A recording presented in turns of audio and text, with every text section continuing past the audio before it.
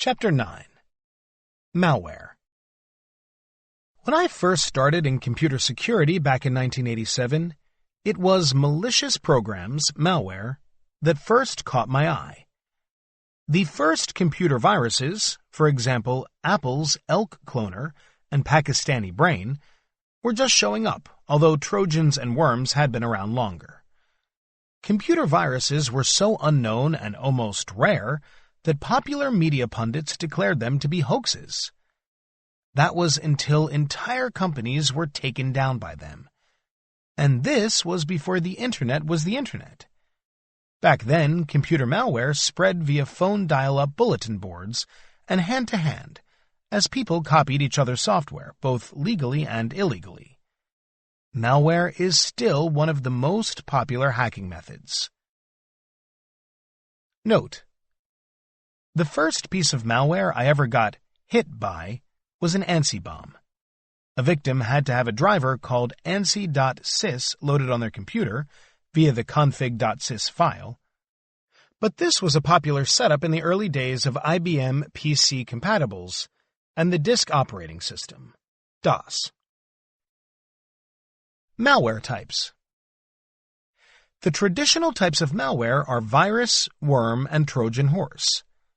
A computer virus is a self-replicating program that, when executed, goes around looking for other programs, or sometimes, as with macroviruses, data, to infect. A computer worm is a replicating program that doesn't usually modify other programs or data. It simply travels around on devices and networks using its own coded instructions, often exploiting one or more software vulnerabilities. A Trojan horse program masquerades as some other legitimate program that the device or user is tricked into executing. Today's malware is often a combination of two or more of these traditional types. For example, it may initially be spread as a Trojan to gain the initial foothold, and then use its own code to replicate to spread further. Malware can be quite efficient. Thousands of different malware programs have successfully infected entire networks across the globe in hours. Hundreds of malware programs have infected a significant portion of the computers attached to the Internet in a day. The speed record still belongs to the 2003 SQL Slammer worm, n.wikipedia.org/wiki/SQL_slammer, which infected most Internet-accessible vulnerable SQL servers in around 10 minutes. The related patch had been out for 5 months, but back then, almost no one patched in a timely manner. Today, most malware programs are Trojans and require that an end user initiate an action, such as opening a web link or file attachment, to initiate the malware, although the involved device or user may have had no hand in accidentally executing the program at all. It depends on the malware scenario and how it was spread. Number of malware programs.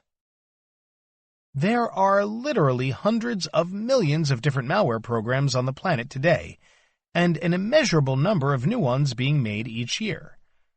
Most malware programs are slight, customized variants derived from just a few thousand different base malware programs.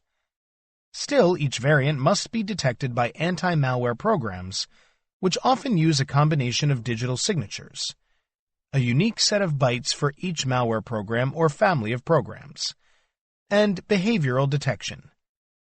An anti-malware program must be able to quickly scan tens of millions of files against hundreds of millions of malware programs, and do it without significantly slowing down the device it is installed on. It's a tough thing to do, and even if done with the maximum degree of accuracy, it can be defeated by one new malware program with a single changed byte. Note: anti-malware programs are more often called antivirus programs, even though they detect and remove multiple malware classes, because most malware programs were computer viruses when the scanning type of program became very popular. Mostly criminal in origin. One of the biggest and most disturbing trends in malware is how it is mostly used for direct criminal purposes these days. Until around 2005, most malware was written by teenagers and young adults to prove that they could write computer malware. That it functioned and replicated was enough. Sure, there were a few malware programs that did intentionally cause direct harm, but most were more bothersome than dangerous. Now, almost all malware is created for direct criminal purposes. Most malware users are out to steal money one way or other, be it through direct financial gain, stolen identities, or stolen passwords. These days, ransomware, which is malware that encrypts your data and asks for money to decrypt it, is very popular. Other malware steals game resources or electronic currency, or makes unauthorized stock trades. Adware infiltrates your computer to force you to see advertisements, or specific advertisements, that you would otherwise not see, or covertly forces your computer to visit other targeted websites to increase the visitor hits to generate ill-gotten advertising revenue. Some malware is used to break in and steal confidential information. Other malware may be used to cause massive distributed denial of service attacks, covered in Chapter 28, DDoS attacks. Gone are the days when most malware was made by mischievous kids that printed cute little sayings on your screen, played Yankee Doodle Dandy on your speaker, or asked you to help legalize marijuana, such as the stoned boot virus. Today, malware has gone professional. Malware is often created by one person and bought and sold by others. Often, thousands of computers that are compromised by a particular malware program are collected together in what are called botnets. These botnets can be rented or purchased and then instructed to attack a particular site or perform an action across multiple locations. Many times, the malware that initially breaks into a particular computer is known as the downloader. It gets initial access and modifies the system to ensure the success of future malware or hacker ownership. Then it downloads a new malware program with new instructions. This process may be repeated up to dozens of times until the eventual program and instructions are downloaded and executed. In this way, most malware is kept up to date and invisible to the eyes of anti-malware products. Malware programs are even sold with 24/7 tech support and warranties against detection, and their developers are given customer satisfaction ratings by buyers. Malware is responsible for stealing or causing hundreds of millions of dollars of damage every year. Every old computer security person who has been fighting malware for longer than a decade wishes the only problem we had was dealing with mischievous kids. Defenses against malware. There are many defenses against malware exploitation, most of which are good against several other forms of hacking as well. Fully patched software. A fully patched system is far more difficult for malware to exploit than one that is not. These days, exploit kits are hosted on compromised websites, and when a user visits, the exploit kit will look for one or more unpatched vulnerabilities before attempting to trick the user into running a Trojan horse program. If the system is unpatched, often the malicious program can be secretly executed without the user being aware of anything. Training. A fully patched system is difficult for malware to compromise without involving the end user. In cases where the malware or exploit kit doesn't find an unpatched vulnerability, it will usually resort to some sort of social engineering trick. Usually it involves telling the end user they need to run or open something in order to satisfy some beneficial outcome. Training users about common social engineering techniques is a great way to reduce the success of malware. Anti-malware software. Anti-malware, frequently referred to as antivirus software, is a necessity on almost every computer system. Even the best anti-malware software can miss a malware program, and no program is 100% perfect at blocking all malware. But running a computer system without such a program is like driving with leaky brakes. You may get away with it for a while, but eventually disaster will strike. At the same time, never believe any antivirus vendor's claim of 100% detection. That is always a lie. Application control programs. Application control programs, also known as whitelisting or blacklisting programs, are great at stopping malware when used in whitelisting mode. In whitelisting mode, only predefined and authorized programs are allowed to run.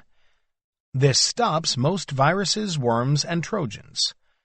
Application control programs can be operationally difficult to implement because, by their very nature, every program and executable must be pre-approved to run. And not every malware program type or hacker can be prevented, especially those that use built-in legitimate programs and scripting tools. That said, application control programs are an effective tool and are getting better all the time. Personally, I think for any system to be considered very secure, it must have an active and defined whitelisting program. Security boundaries.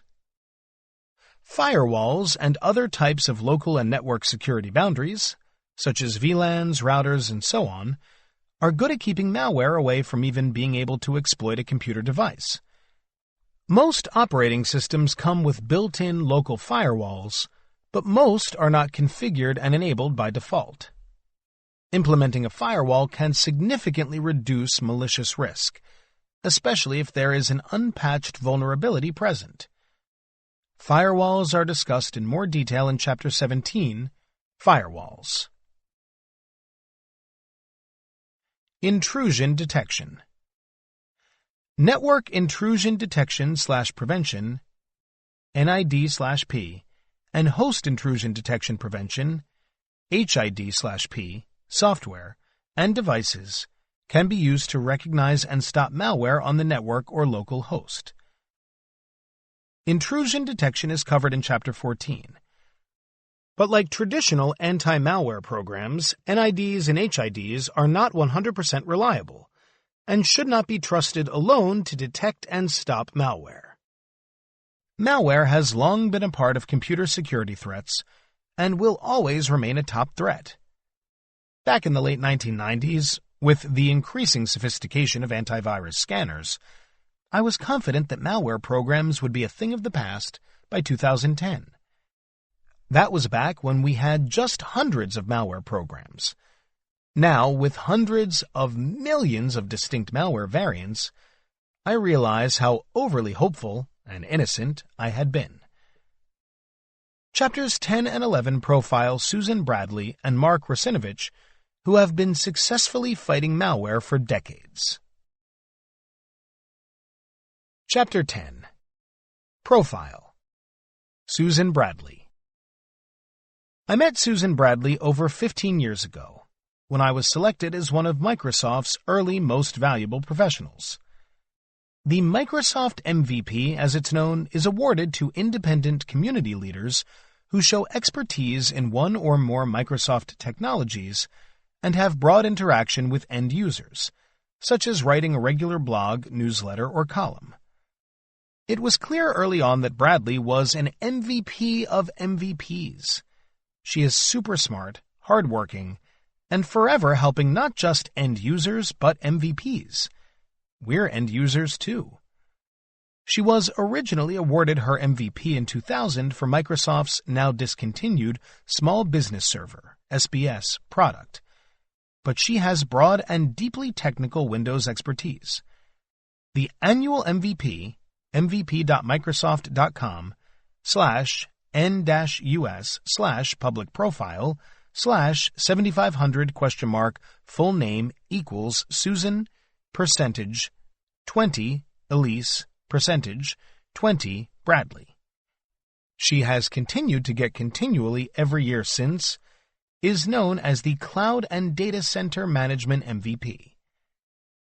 If you don't know what Small Business Server was, just take the majority of Microsoft's most major and complex products, including Active Directory, Exchange, SQL, Outlook, and so on, put them into one software install for small businesses, and claim it's easy.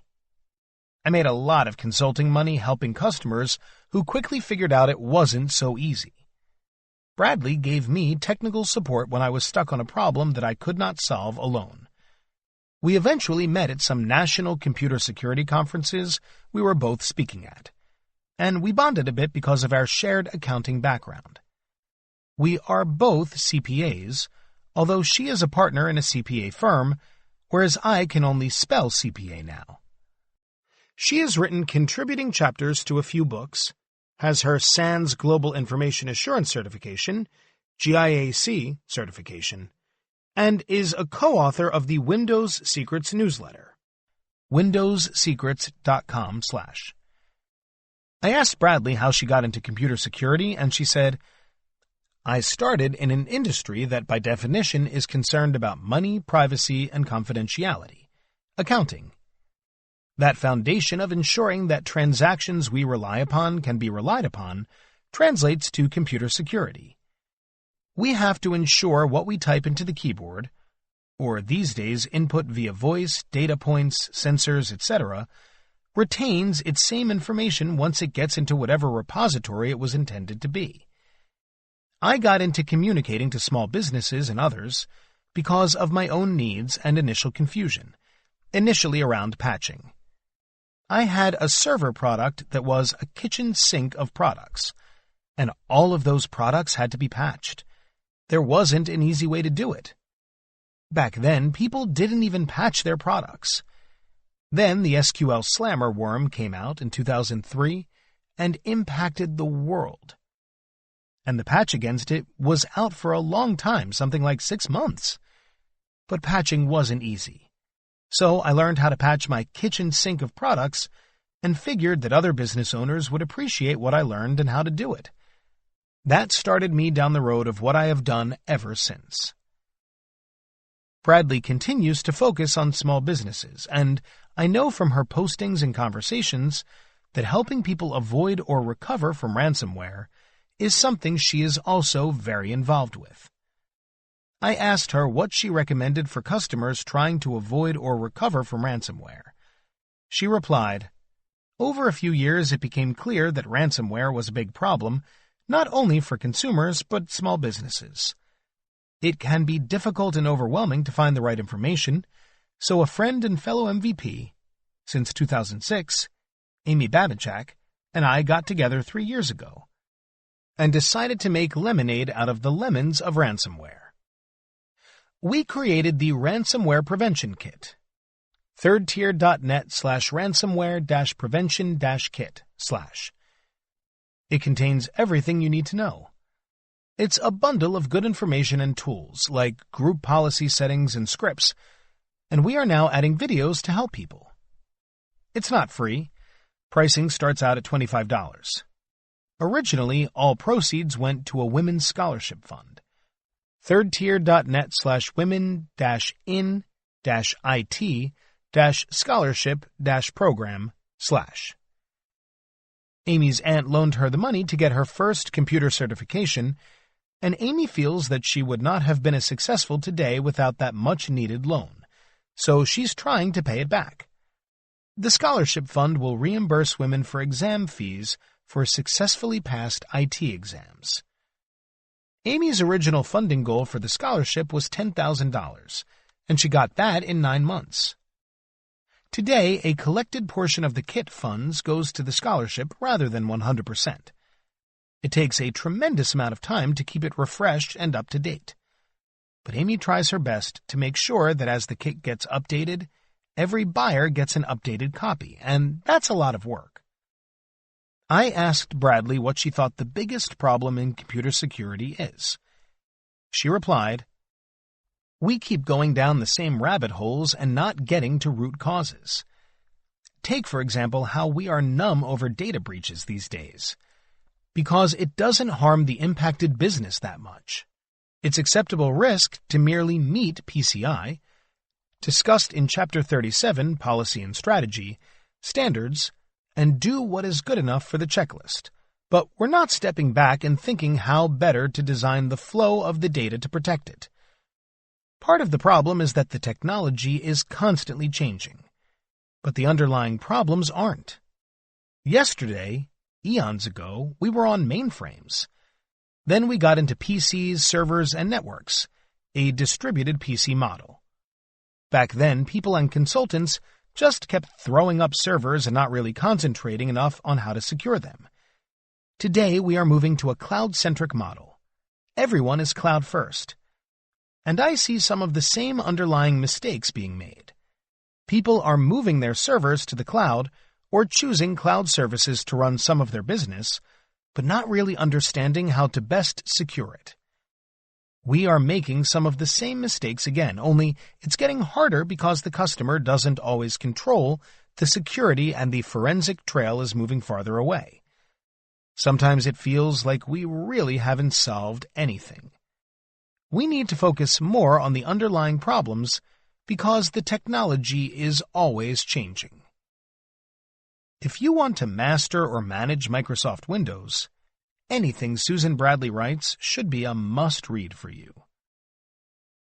For more information on Susan Bradley, for more information about Susan Bradley, check out these resources. Susan Bradley's Microsoft MVP blog, blogs.msmvps.com/Bradley/ Susan Bradley at Windows Secrets, windowssecrets.com/author/Susan-Bradley/ Chapter 11. Profile. Mark Russinovich. No one knows everything about Microsoft Windows. It's tens of millions of lines of code. But for more than 2 decades, Mark Russinovich has come close. He's the Chief Technology Officer of Microsoft Azure. C-level officers, CEOs, CIOs, and so on, of companies are rarely people that still grok technology at the deepest levels. But Russinovich does. Rarely is there a smarter person in the room or someone who knows more about a feature. He's very happy to be looking at code. I told him this during our interview, and he replied, "The details of the technology is what keeps me going." I've known Russinovich for nearly 2 decades. For a long time, he ran 2 software companies. Winternals, a for-profit commercial company, and Sysinternals, a not-for-profit freeware company. Both the companies and their software were very popular with techies. Eventually, Microsoft acquired both companies when he went to work for them. Visit sysinternals.com to see the cool utilities he created, and Microsoft still offers and updates today. Russinovich has always been a techie's techie, and he is not afraid of controversy when finding the truth during his technical investigations. I even distinctly remember being with him at a restaurant dinner table back in 2005. Neither of us were Microsoft employees at the time, when the news of his Sony BMG rootkit scandal discovery went viral. Russinovich had discovered that when a Sony music CD was placed inside of a computer running Windows, it secretly installed 2 pieces of software to help Sony implement digital rights management, DRM. The software could not be easily uninstalled, and parts of it would install even if the user didn't accept Sony's Software Installation End-User License Agreement, EULA, terms. It interfered with Windows' built-in CD operations, and to make matters worse, Sony's software contained vulnerabilities which malware eventually took advantage of.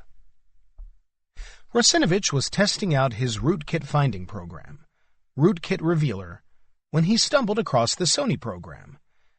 A rootkit modifies the operations of the underlying operating system to better hide. He likened what Sony's DRM program was doing to what would otherwise be considered a malware rootkit by any standard definition, which was a very remarkable claim at the time. He was calling out a huge legitimate company for doing something that many would consider unethical. His original blog post can be found here. blogs.technet.microsoft.com/Mark Russinovich 2005/10/31/Sony-rootkits-and-digital-rights-management-gone-too-far/. The media was all over the story, and it garnered Sony much negative publicity. At first, Sony tried to claim what it was doing was normal and acceptable, but after days of public outcry, Sony was forced to admit that it did wrong, and they offered an uninstall program. They eventually recalled the related CDs and offered compensation. Unfortunately, they even badly bungled both the response and the uninstaller. Class action lawsuits followed along with government investigations. You can read about the entire scandal here. n.wikipedia.org/wiki/Sony_BMG_copy_root-kit_scandal. Because of Russinovich's work and the resulting public outcry, every vendor since has been warned, and secretly installing software from otherwise legitimate software has been minimized.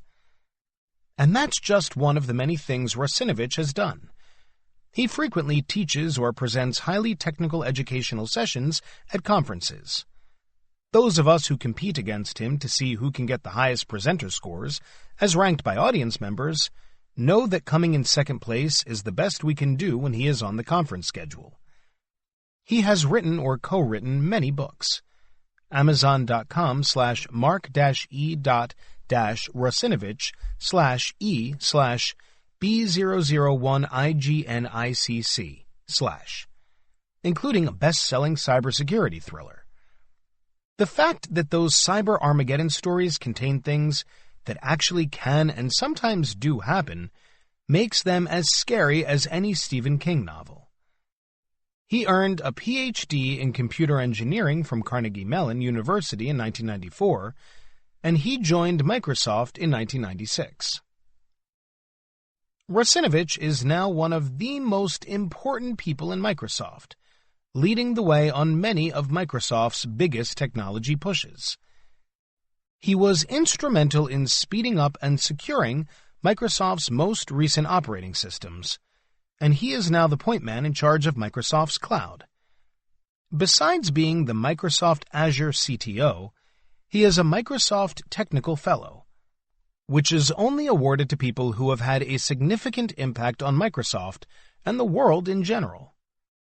The irony is not lost on Russinovich, because 2 decades ago in 1997, Microsoft almost got him fired from the company he was working for at the time. Russinovich, employed by Open Systems Resources, was working on software for Windows NT 3.51. In the process of learning more about Windows internals, he discovered that a single registry edit controlled whether Windows NT would function as a server versus a workstation. He clarified, it was actually 2 registry entries, one called product type, and another encoded one that was used to detect tampering with the first one. The registry entry changed 12 other system parameters, which basically turned Windows into server or workstation focused. And I wrote an article, windowsitpro.com/systems-management/inside-windows-nt-registry, on it in Windows IT Pro magazine. An article recapping the finding is here. archive.o'reilly.com/pub/a/news/differences_nt.html. I remember the article well.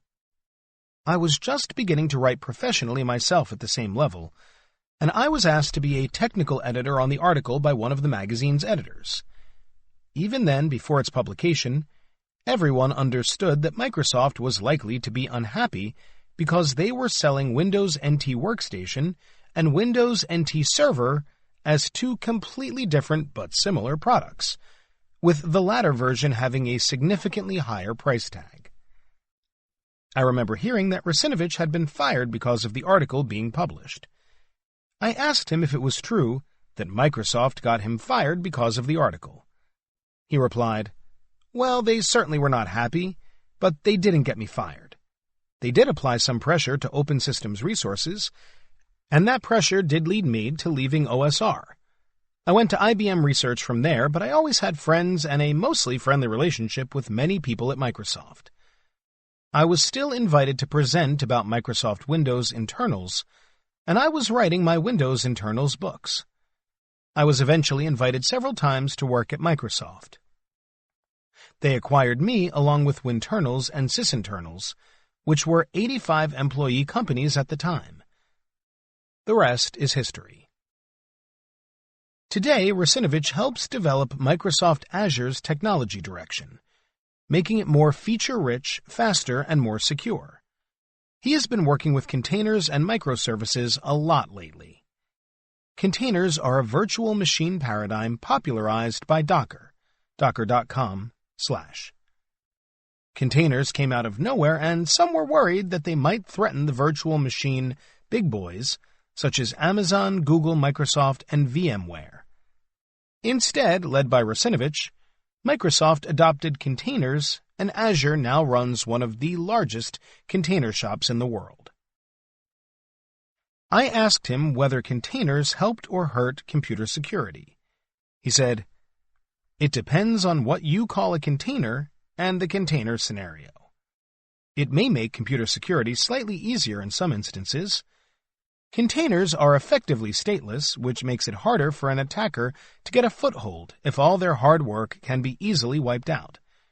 But at the same time, if the vulnerability that allowed them to get in once is still there, they can just get back in, or maybe the first time allowed them to access the non-stateless backend, like the SQL server.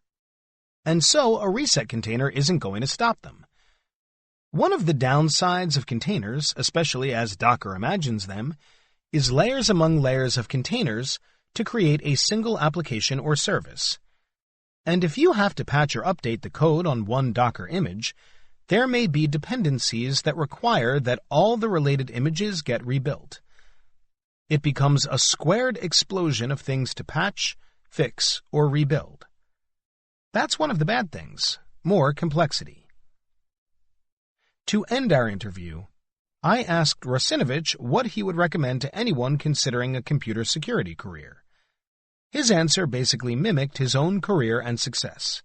He recommended, "You need to understand at an expert level all the systems you are going to defend, how they interact, and everything there, including identity, policy, monitoring, and network segmentation. Step 1 is to become deeply familiar with the software or platform itself. Second, make sure you look for and get different viewpoints. Each viewpoint has slightly different versions of the same thing, and by searching for and understanding the different viewpoints, you can better learn what you will be trying to protect." For more on Mark Russinovich. For more information about Mark Russinovich, check out these resources. Mark Russinovich's Wikipedia entry, n.wikipedia.org/wiki/Mark_Russinovich. Mark Russinovich's books. Amazon.com/Mark-E-E-/B001IGNICC/ Mark Russinovich's website, TrojanHorseTheBook.com/ Mark Russinovich on Twitter, @MarkRussinovich. Mark Russinovich's Microsoft blog, blogs.technet.microsoft.com/Mark Russinovich/ Mark Russinovich's Cool Sysinternals Utilities, sysinternals.com. Chapter 12. Cryptography. Much of the underlying technology that makes the rest of computer security work involves cryptography. Cryptography has been around for eons, and it will be around long after we leave planet Earth for other hospitable planets. Personally, cryptography is the computer security genre that I love the most. Even though after nearly 3 decades of being a crypto hobbyist, I don't consider myself a cryptography expert. What is cryptography? In the digital world, cryptography is the use of a series of binary ones and zeros to encrypt or verify other digital content. Cryptography involves using mathematical formulas, called ciphers, along with those ones and zeros, called cryptographic keys, to prevent unauthorized people from seeing private content, or to prove the identity or validity of another person or some unadulterated content. The simplest encryption example I can think of is where some plain text, non-encrypted content, is converted to an encrypted representation by moving the alphabet of each involved character by one place. For example, A becomes B, B becomes C, C becomes D, and so on, until Z becomes A. Thus, the word frog would become GSPH. The decryptor could reverse the process to reveal the original plain text content. In this example, the cipher, it's almost silly to call it one, is the math, which in this case is plus or minus, addition or subtraction, and the key is 1. As simple as this example is, hundreds of years of secret messages and serial box decoder rings have used it, although they were not always successful at keeping the message secret from unintended readers. In today's digital world, cryptographic keys are usually at least 128 bits, 128 ones or zeros long, if not longer.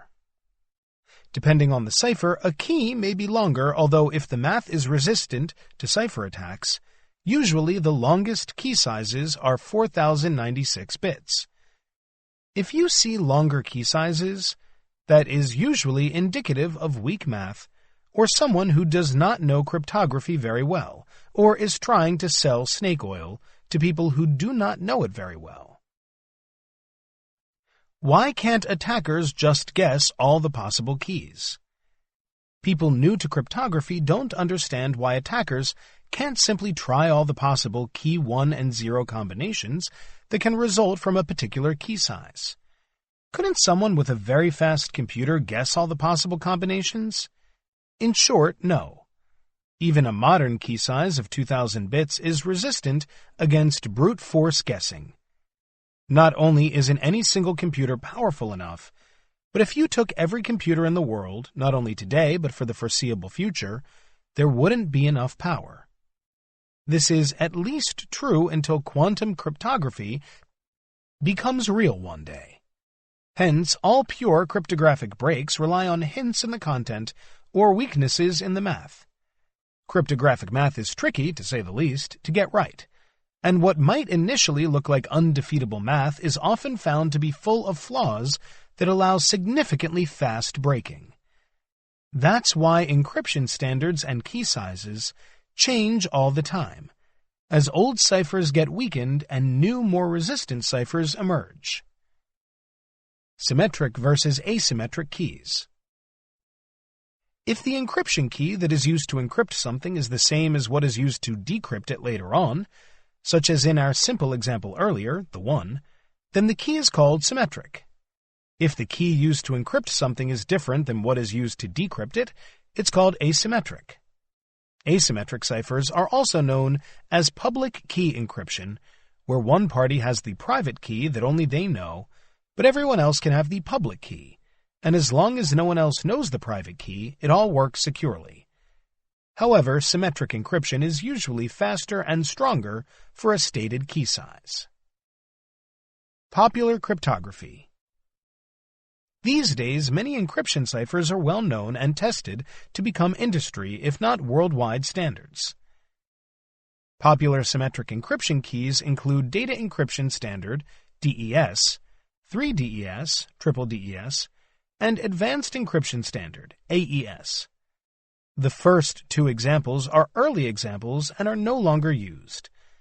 The latter, AES, is considered strong and is the most popular symmetric cipher used today. Symmetric key sizes usually range from 128 bits to 256 bits, but they gain length over time. Every single bit increase, say from 128 bits to 129 bits, usually doubles the strength of the key within the same cipher. Popular asymmetric ciphers include Diffie-Hellman. The Hellman in Diffie-Hellman is profiled in the next chapter. Rivest-Shamir-Adelman, RSA, and elliptical curve cryptography, ECC. ECC is the new kid on the block and just starting to be used. Asymmetric key sizes typically range from 1024 bits to 4096 bits, although 2048 bits is considered the bare minimum for Diffie-Hellman and RSA today. ECC uses smaller key sizes, starting at 256 bits. 384 bits is considered sufficiently strong today. In general, asymmetric ciphers are used to securely transmit symmetric keys, which do the majority of the encryption between a source and destination. Hashes.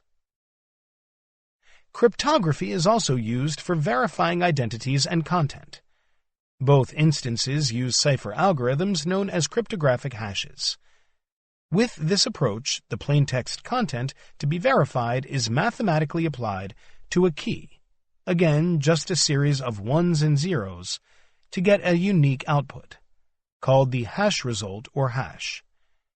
An identity or content can be hashed at any point in time and be rehashed again, and the two hashes can be compared to confirm that the hashed content has not changed since its original hashing. Common hashes are Secure Hash Algorithm 1, SHA-1, SHA-2, and SHA-3. SHA-1 was found to have some cryptographic weaknesses, also shared with SHA-2, and so SHA-1 is being retired. SHA-2 is becoming the most popular hash, but cipher experts are already recommending that SHA-3 be used. Most cryptographic solutions use symmetric, asymmetric, and hashing algorithms to produce the desired protection. Many countries, like the U.S., have a standards body that analyzes and approves various ciphers for government use. The officially approved ciphers often become used around the world. In the U.S., the National Institute for Standards and Technology, NIST.gov, in conjunction with the National Security Agency, NSA.gov, have public contests in which cryptographers around the world are invited to submit their own ciphers for analysis and selection. It's conducted in a fairly public way, and often even the losers agree on the final selections.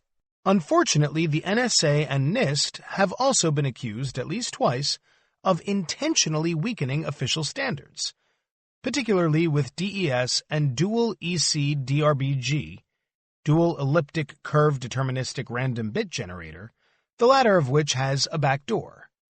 This has created tension, and many people no longer trust what NIST and NSA declare as good cryptography. Cryptographic uses. Cryptography underlies much of our online digital world. Cryptography protects our passwords and biometric identities, and it is used in digital certificates. Cryptography is used every time we log on to our computer and connect to an HTTPS-protected website. It is used to verify downloaded software, to secure email, and verify computers to each other. Encryption is used to protect hard drives and portable media against unauthorized viewing, to prevent OS boot sector corruption, and to protect wireless networks. It is used to sign programming scripts and documents. It allows us to have private connections over the public internet to our companies and computers, and it is behind almost all credit card and financial transactions in the world. Good cryptography is the enemy of spies, tyrants, and authoritarian regimes. It is not hyperbole to say that without cryptography, the Internet would not be the Internet, and our computers would not ever be under our control. Cryptographic attacks. There are a host of cryptographic attacks.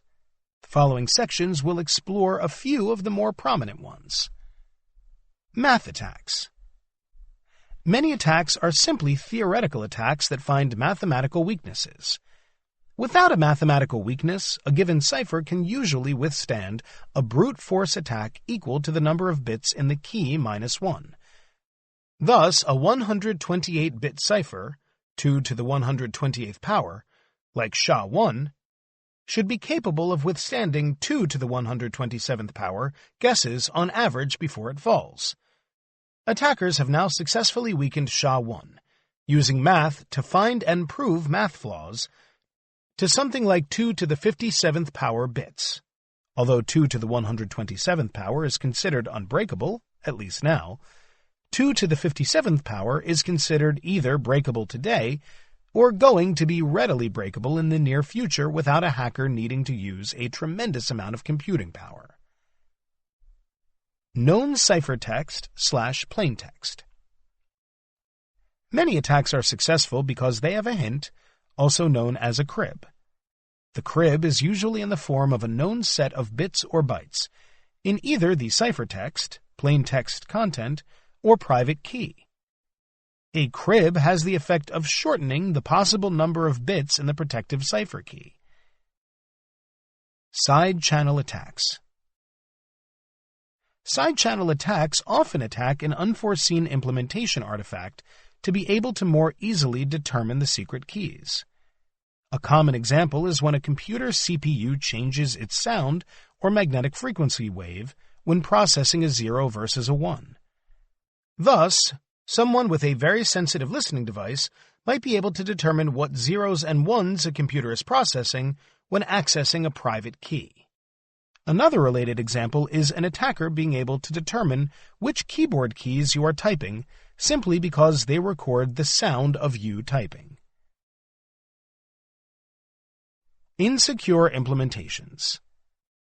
The vast majority of successful attacks against cryptography in the real world do not attack the cipher's math or keys.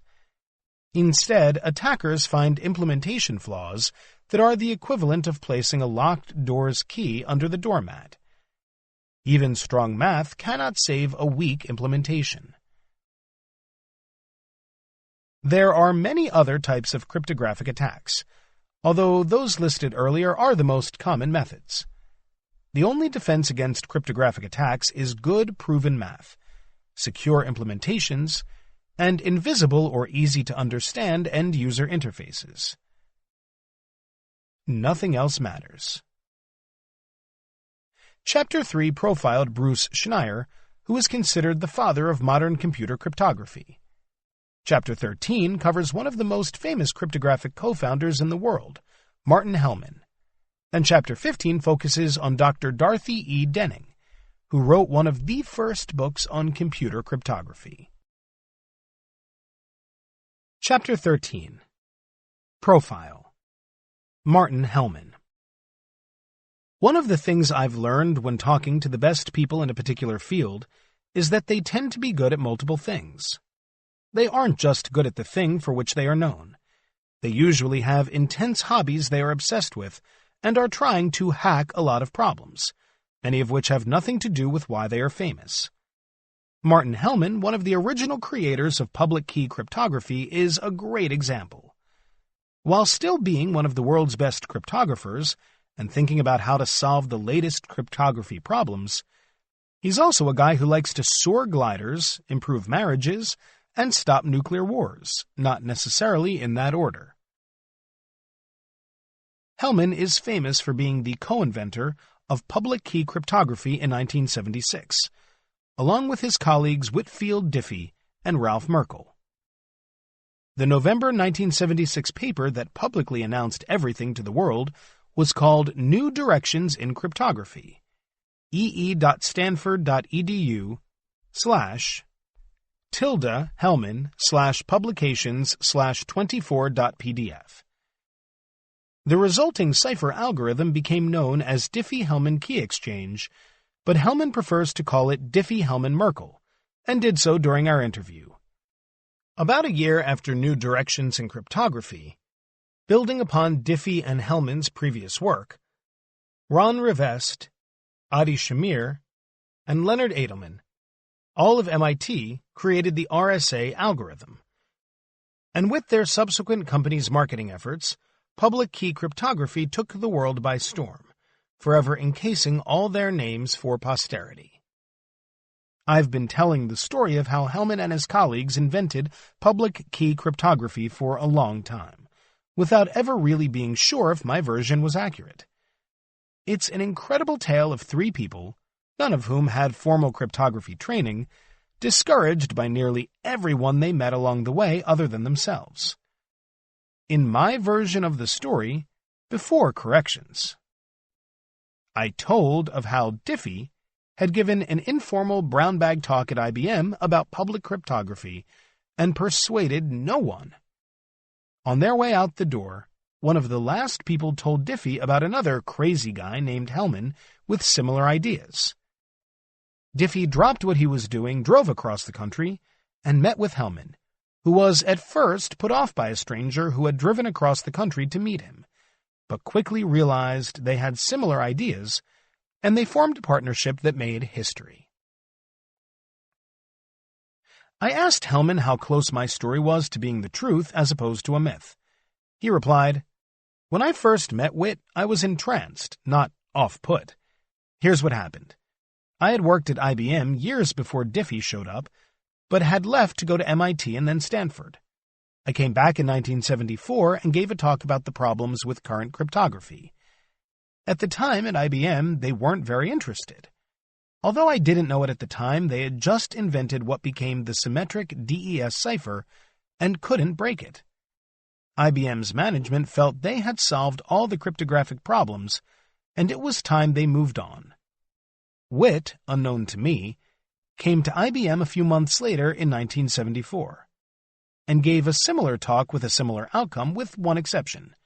Alan Konheim, who headed the math department, told him to contact me when he returned to the San Francisco Bay Area.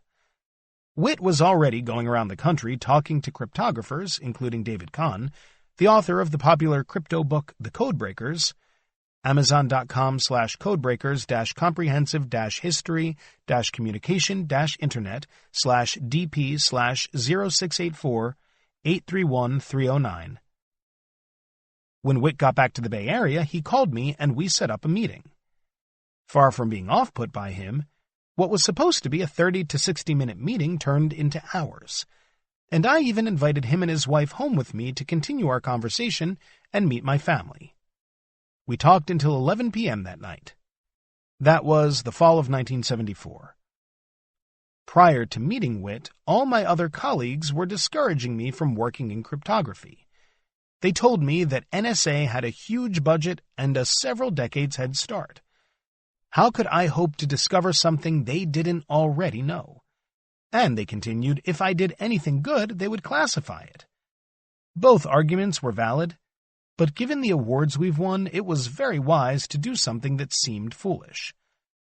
While I might have persevered in spite of all that discouragement, meeting Whit gave me a real boost. Plus, we worked really well together for the next few years, including on public key cryptography. I asked Hellman who invented what out of the partnership. We know that Merkle, working in isolation as a student at Berkeley, independently came up with half of the idea for public key encryption, exchanging a key over an insecure channel with no prearrangement. But what did Hellman do as opposed to Diffie? He replied, I don't like to split up work effort or success. We were working on it together, talking and sharing, but Diffie definitely first stated the idea of a public key crypto system. We had already come up with the idea of a trapdoor crypto system, where a cipher has a built-in weakness, i.e. the trapdoor, that only people given some information about the trapdoor can utilize. Diffie went further and conceptualized about what it would take to make that happen, public key cryptography, and specifically about how to do it with what is now called a public key crypto system, which can do both public key exchange and digital signatures. He did that in 1975.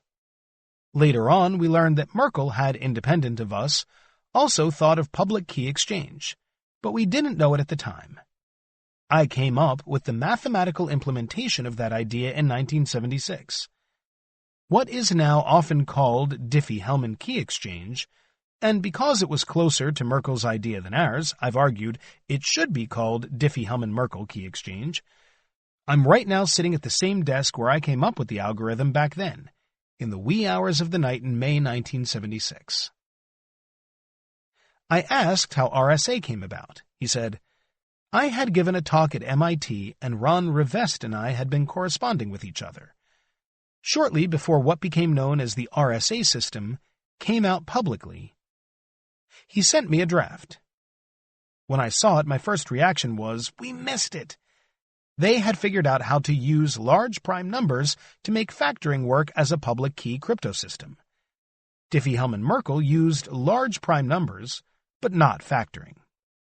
A paper I'd written with my student Steve Polig a few years earlier included RSA as a variant, but we hadn't yet thought of public key cryptography, so we missed that.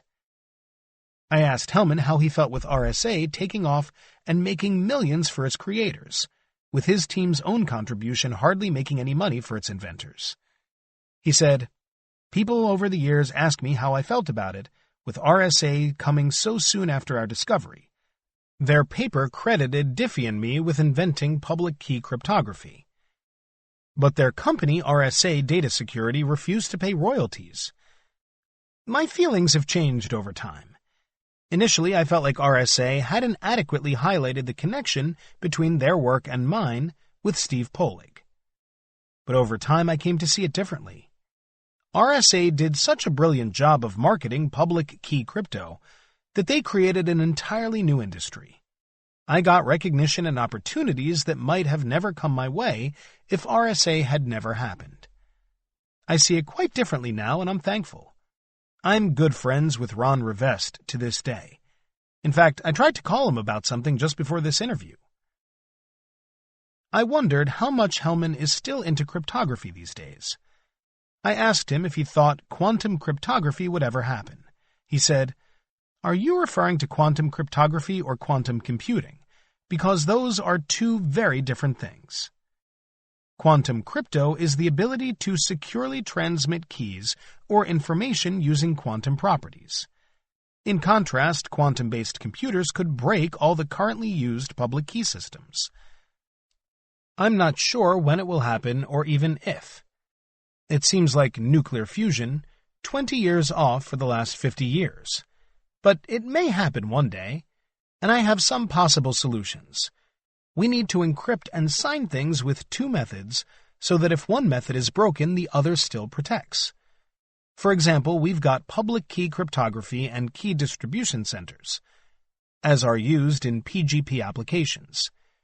People should encrypt their keys with both so that if quantum computing breaks public key crypto, the KDC portion still holds.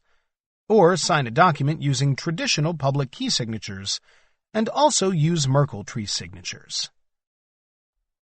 n.wikipedia.org/wiki/Merkle_signature_scheme. If you're serious about cryptography and you're worried that what you are using may be broken in the future, then run a dual backup system. The NSA has a phrase for this: belts and suspenders. If you use both, you'll never be caught with your pants down, even if one fails. I guess that answered my question. The last bit of our conversation focused on nuclear deterrence and improving your marriage.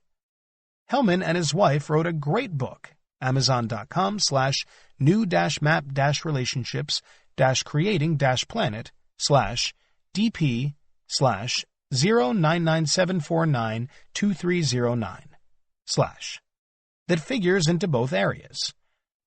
He had sent me a copy to review before our interview, and to be honest, I was sort of cringing at the idea of one of my cryptography heroes trying to get me off subject. Then I read it. It's great. I bought a copy for each of my married children.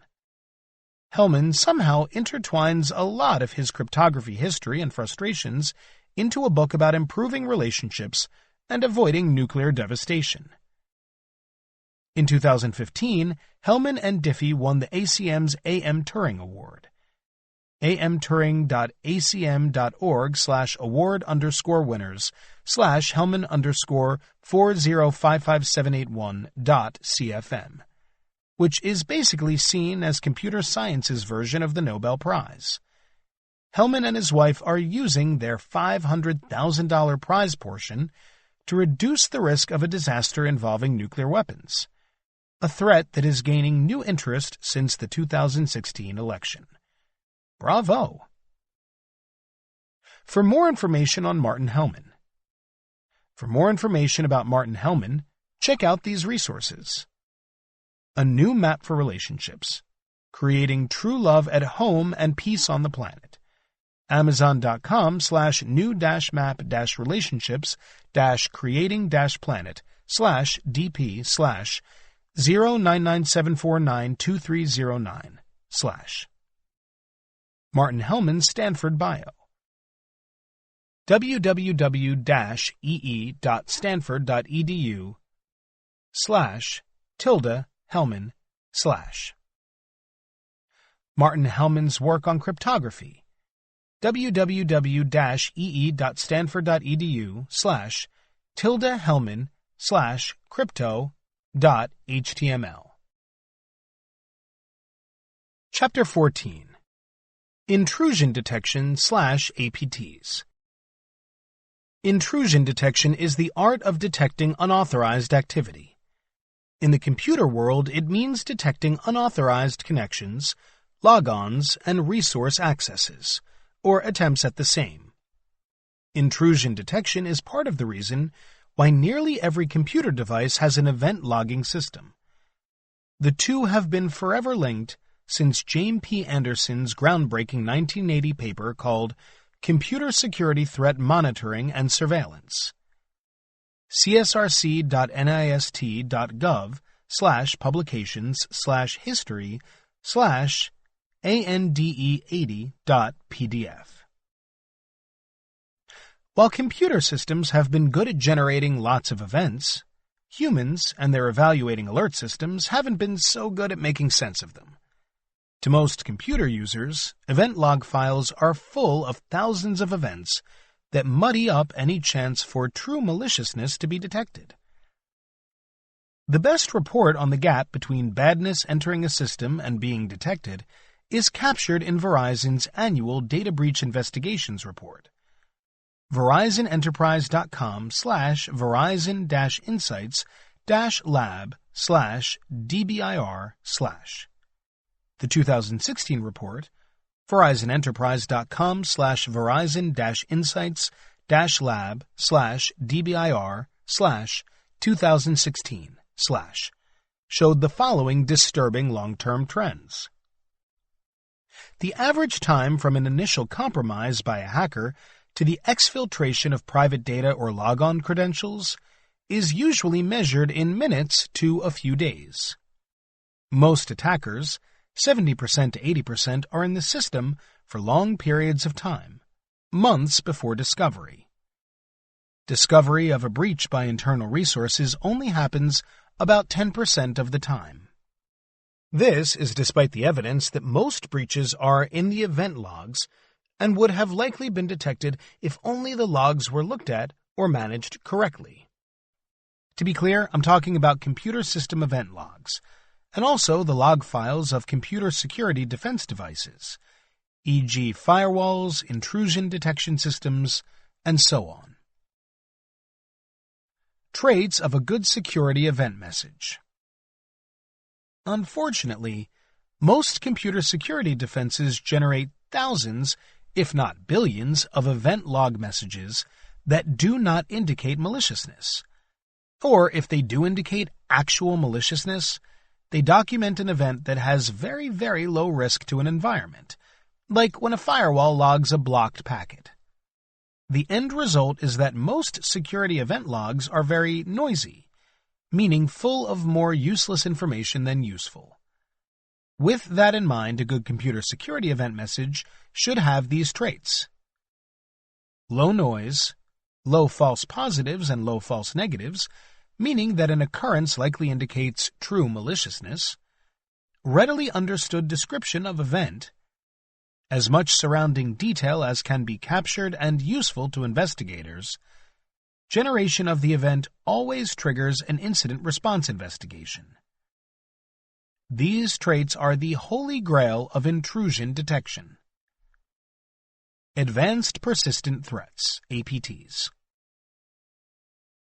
Advanced Persistent Threats, APTs, attacks are conducted by professional criminal groups and have been responsible for compromising a large majority of businesses, military systems, and other entities over the last decade.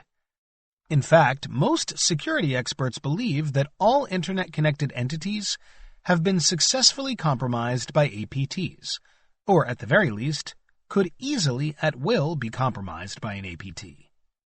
APTs are run by full-time professional hackers who are different from traditional hackers in the following ways. They intend to remain permanently engaged after the initial compromise. They do not run when discovered.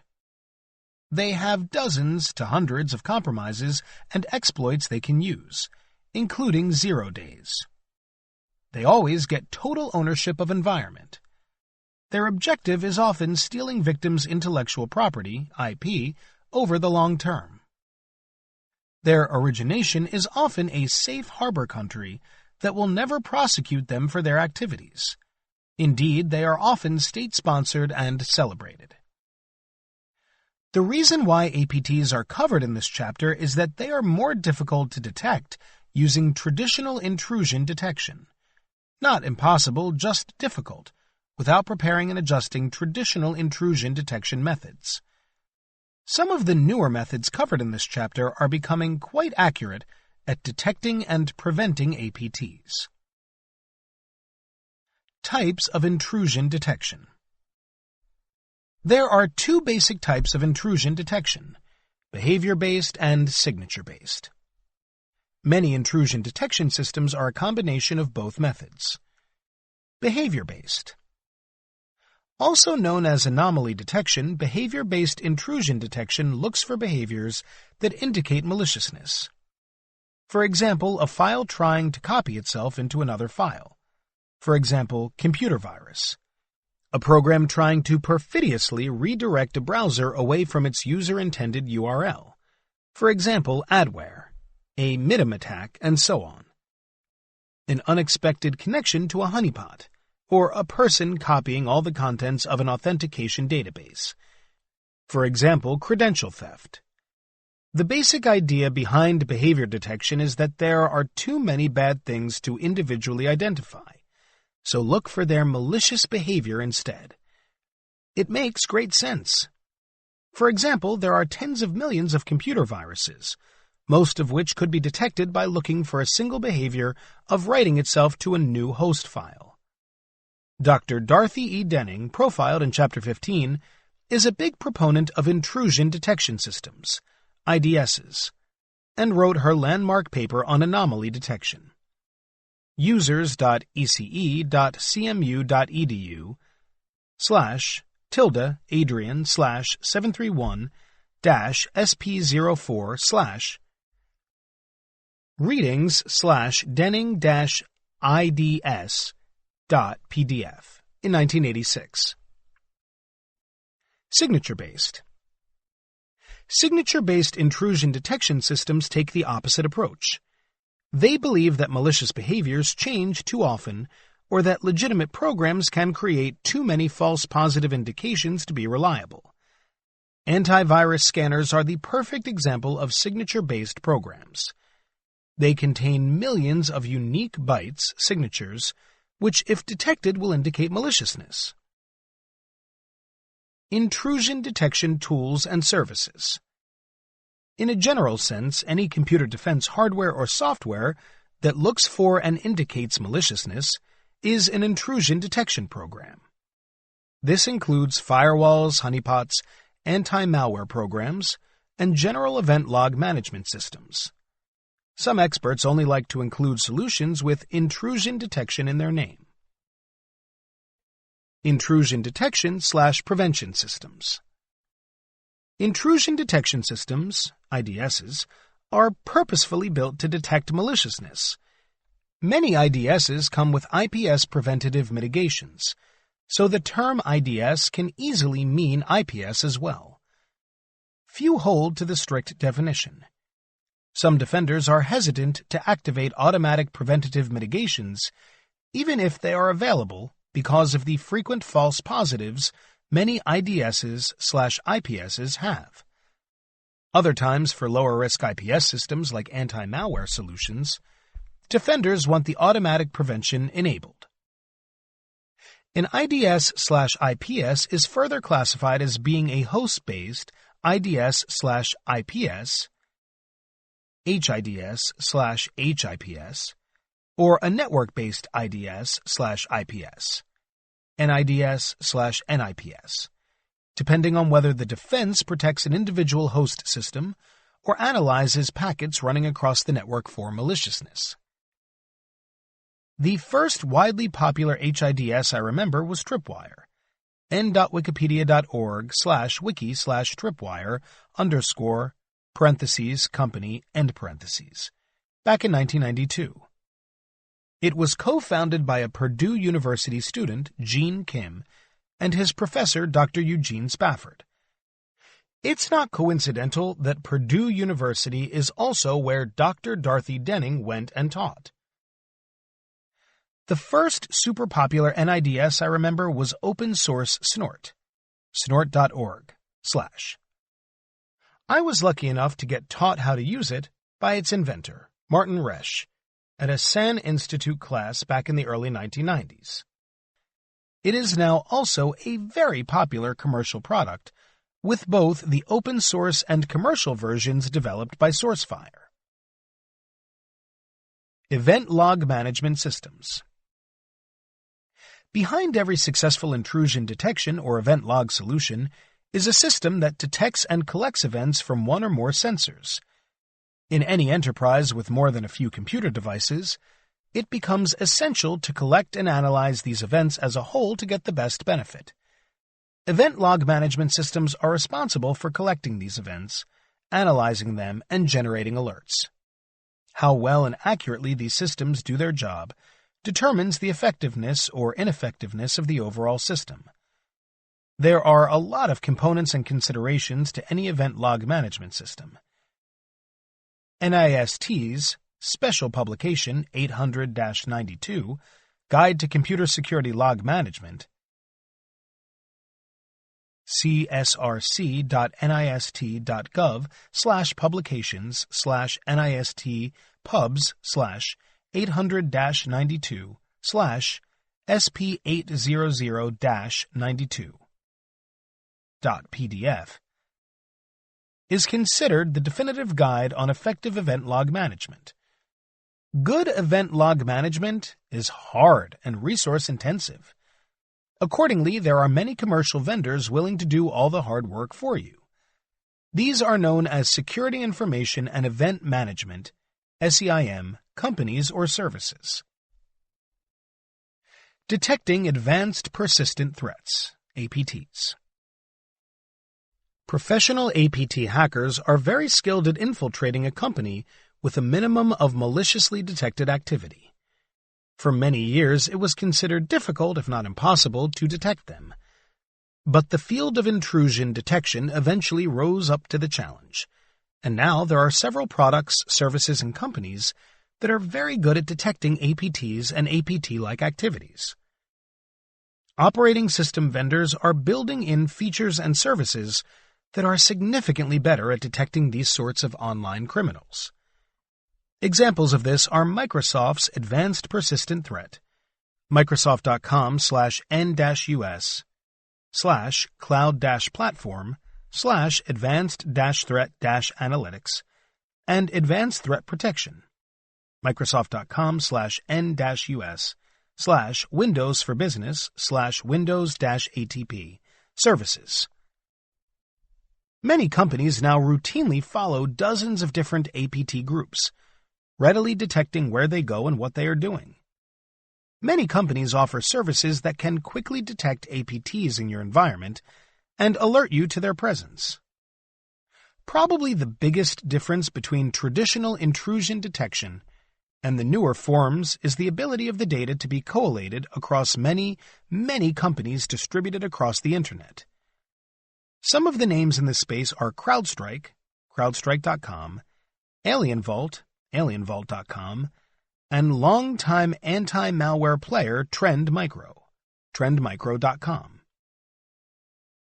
It's clear that it's starting to get harder for malicious hackers to hide. The next chapter, Chapter 15, profiles early intrusion detection pioneer Dr. Dorothy E. Denning. Chapter 16 profiles Michael Dubinsky, a product manager of one of the more advanced intrusion detection services available today.